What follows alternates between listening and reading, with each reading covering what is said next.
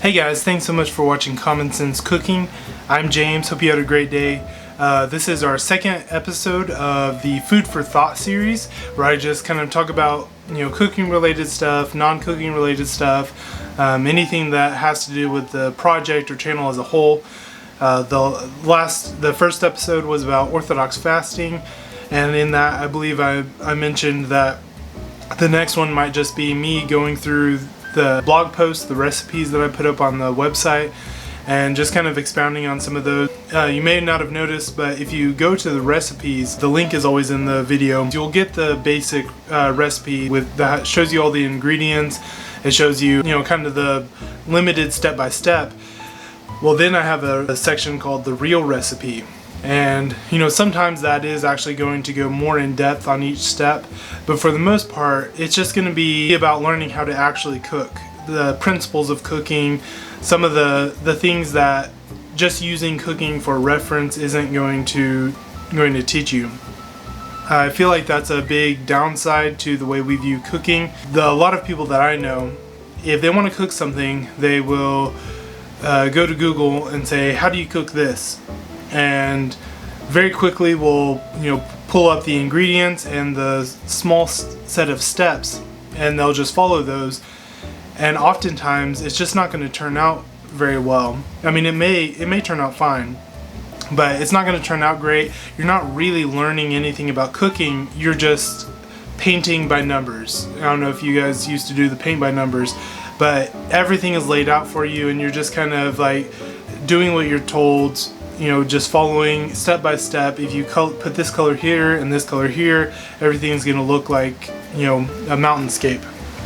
But cooking is much more about intuition. It's more about learning certain concepts and principles that are going to be true no matter what you try to cook. And if you are like me and my family, my wife, we really want to learn how to do things well. And we want to learn the principles underlying things so that it's practical. To just look up a recipe and then have to go to the grocery store and pick something up because you don't have the ingredients already around you. It's not very practical, and it's not good for your wallet. It's not good for your time. You are a slave to those recipes. But if you can learn some principles and some concepts, then you can look at what's in your fridge, what's in your pantry. Most of us have an abundance of food on us at all times. We just don't know what to do with it. I'm hoping to teach you how to use what you already have, and that's really one of the main focuses of this channel, especially if you're Orthodox and you have to look at what you already have. And if it's a Wednesday, then you can't use these things in your fridge because it's meat or it's dairy or it's eggs or something, so you have to get a little more creative, and that's great. It makes us more intentional and focused on what we're doing, and I just want to give some tools to make that a little easier. So what I'm going to do in this video is I'm just going to go through and kind of look at some of those things that I wrote in my blog and put them on one of these videos, because you guys may not go look at the recipes on the blog, and that's fine. It's according to need and according to desire, and this just will make some of those things a little bit more approachable. So as I'm videoing this, I've only done 5 different blog posts. I'm just gonna go through them and kind of take a look, do a quick read. Mostly I want these food for thought videos to be not too boxed in, but just a little bit more casual, a little bit more me just talking. And of course I want to hear your feedback in the comments. Click on the link to join the Discord group and you'll be part of the ongoing chat, which makes this a little bit more personal. But I'm just going to take a look. So the first video I did was the spiced coffee from Dune. And for the most part, really on that one I just went into the story. So I actually had the opportunity to go spend a couple of weeks with a Bedouin tribe in southern Israel, and it was a great opportunity. It was the first time I had coffee that I actually liked, and it was Arabic coffee, which kind of gave me the foundation for the spiced coffee from Dune, because they're obviously based on an Arabic Middle Eastern culture. So I don't know, that's probably something you could just go read. I think it's a pretty interesting story. Hope you like it. Give me some feedback on that. But there's not a whole lot of principles in there. Basically, I just took Arabic coffee and wanted to add some cinnamon, cardamom, because that's part of Arabic coffee, and then some other spices to make it more interesting. That turned into garam masala. And actually, I have spice beer, my first attempt at spice beer. This is just plain stout with some garam masala in it. I'm just kind of sticking with the same concept I had before with the spice coffee, and they mentioned spice beer in the Dune series, so I thought I would try this out. So far, I mean, it's pretty good. It's stout with some garam masala in it. There's nothing off-putting about it, to me at least. I like Indian food, so it's great for me. Alright, so my next video was making authentic corn tortillas. Yeah, so one of the concepts I brought out in the real recipe of this was for corn tortillas, and especially other doughs, I think it's really important that you, when you're cooking, use your hands. If you actually care about learning how to do things on an ongoing basis, use as many senses as you can, because your senses are what feed your memory. I mean, your memory is based on your experience, and your experience is based on any senses that you have. So if you can see and smell and taste and feel with your hands, forgetting what the other senses are. Oh, hear. Yeah. I don't know. Yeah, you can hear when you're sauteing onions or something. That actually comes into play. Just be attentive. I'll go ahead and make this very orthodox. Very often in a divine liturgy, the deacon will come out and say, let us attend. If you're Orthodox, you know exactly what I'm talking about. If you've been to an Orthodox service, you know what I'm talking about. Constantly during the service, we're reminded, pay attention. So I think that's very important throughout life, is to pay attention, be attentive. That's especially important when it comes to the spiritual life. You need to be paying attention to where your thoughts are going, paying attention to, you just don't want to kind of slide through life. You want to be attentive. Think about Jesus in the garden when he was preparing for his death, and he went out to pray, and he kept on having to come back saying, wake up, pay attention. I feel like so much of the spiritual life is a matter of, you might think that you're fighting with all your might to overcome something or to get past a certain sin. You feel like you're knocking at the door and there's no answer. I think that so often we're struggling so much, and then every once in a while we wake up and we realize, oh, it was just a dream. I felt like I was struggling, but I wasn't really. I was just sleeping. I couldn't stay awake long enough to struggle and to knock on the door and to seek and to find. I fell asleep. And of course, to appease my pride, I dreamt about actually struggling in the spiritual life, but really I was just sleeping the whole time. That's one of the humbling things that I've discovered since becoming Orthodox, is how often my spiritual struggle has just been me, falling asleep and then getting angry that I'm not making progress when I wake up and I've just been laying there the whole time. To a much lesser extent, it's the same thing with cooking or learning anything. For some reason, we have this idea that things should just come easy to us. If we try it, then it should happen. If it doesn't, then we just quit. And that's not helped by the fact that we don't really have to do anything. We don't have to cook.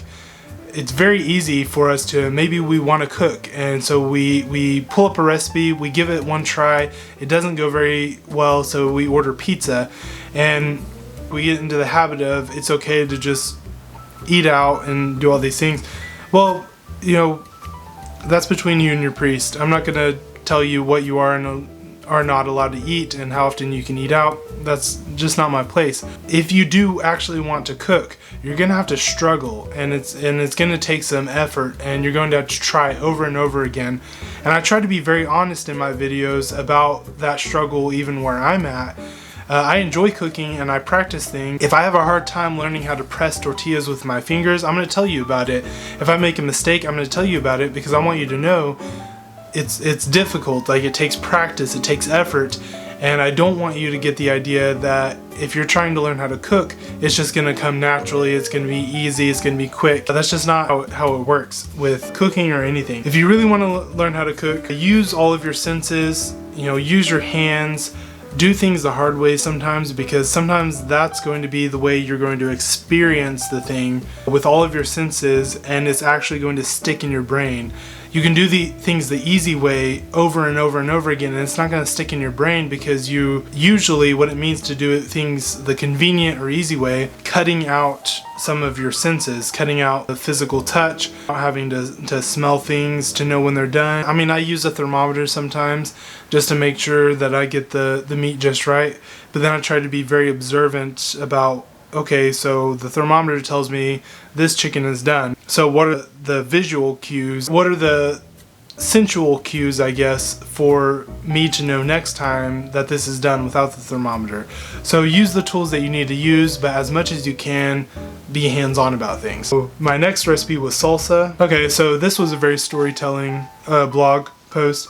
I just kind of talked about my own experience in learning how to cook, how my mom and dad played into that, how my Spanish teacher, I don't know if you would want me to say his name on here, I really liked him. He taught me how to make salsa, and I remember getting really into that, and I kept on practicing. I tried it over and over again. Every single family event, every single church event, I would make salsa, and I would make it a tweak, and I would make it a little bit better, and it got better over time. So I'm hoping that some of these recipes, I'm trying to keep them pretty simple. I think I'll go more into that on the next one. I'm trying to keep things very simple so that you can get interested in it, and you can start making your own adjustments to it based on what you like, what your parish like. This salsa recipe, some of the food for thought ideas from this are mostly just personal stories and just talking about how I was inspired and I stuck with it.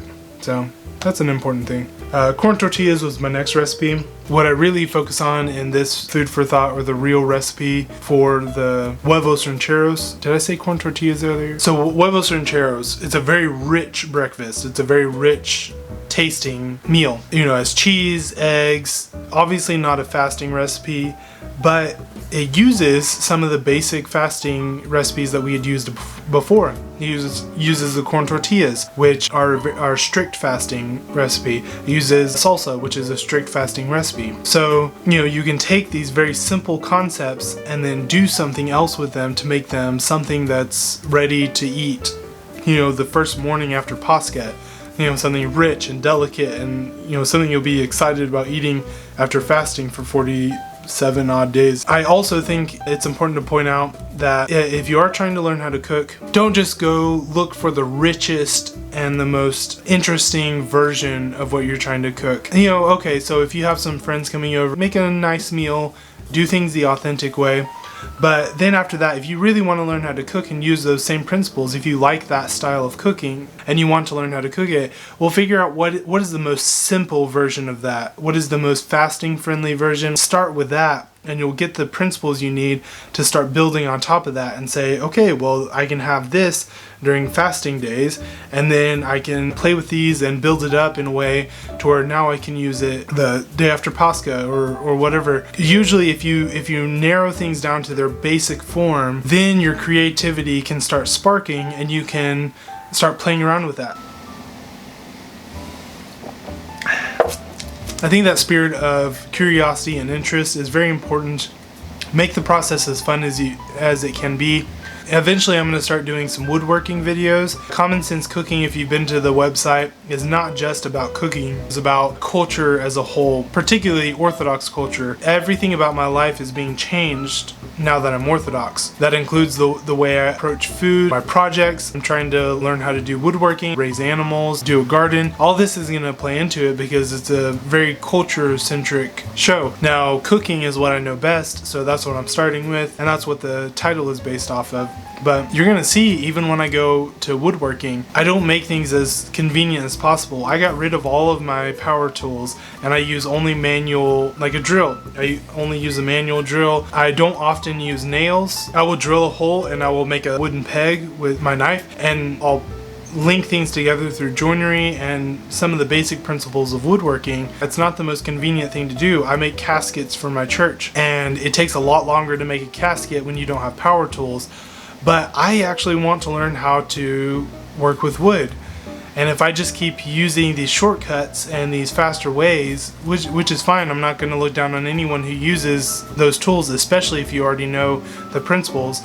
But if I actually want to learn these things and I want to, feel them and be part of them, I'm fine with taking a little bit more time to make the experience more memorable, so that I can remember the principles over time and play around with them and build on them as time goes. These food for thought videos, maybe they're a little bit too long because I have a tendency to go on tangents, to kind of run with things. If you're interested in this, please let me know. Let me know what you like. If you need me to trim these down so that you can fit them into your schedule, let me know in the comments section. Let me know on the website. Really enjoying this project, really looking forward to moving forward with this. So yeah. Thanks so much, guys. It's been my pleasure. Hope you have a wonderful rest of your week, and cheers.